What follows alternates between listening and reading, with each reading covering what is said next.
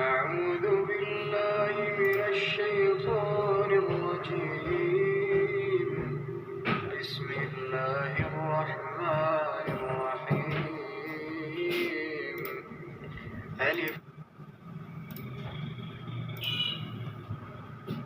إن الذين يحادون الله ورسوله كبتوا كما كبت الذين من قبلهم وقد أنزلنا آيات بينات وللكافرين عذاب مهين। जो लोग खुदा और उसके रसूल की मुखालिफत करते हैं वो उसी तरह जलील किए जाएंगे जिस तरह उनसे पहले लोग जलील किए गए थे, और हमने साफ और सरीह आयतें नाजिल कर दी हैं। जो नहीं मानते उनको जिल्लत का अजाब होगा। यौम यबअथुहुमुल्लाहु जमीअन फयुनब्बिउहुम बिमा अमिलू अहसाहुल्लाहु व नसूह वल्लाहु अला कुल्लि शैइन शहीद। जिस दिन खुदा उन सबको जिला उठाएगा तो जो काम वो करते रहे उनको जताएगा।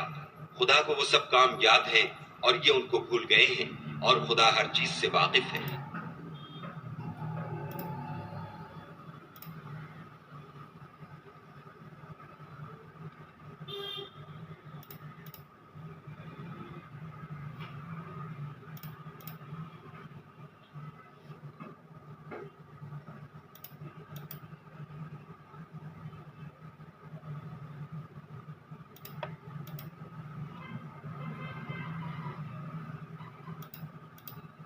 Indeed, those who oppose Allah and His Messenger are abased as those before them were abased.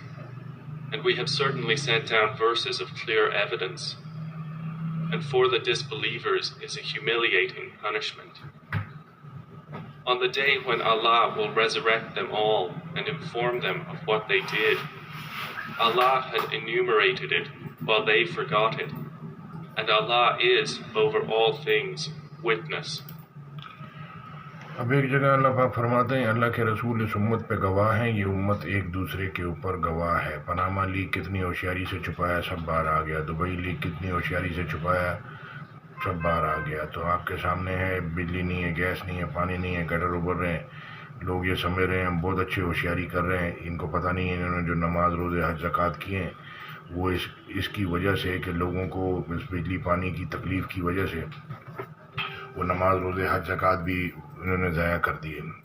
तो अल्लाह कहते हैं अपनी सारी ज़िंदगी के जो अमाल हैं उनको ज़ाया होने से बचा लो।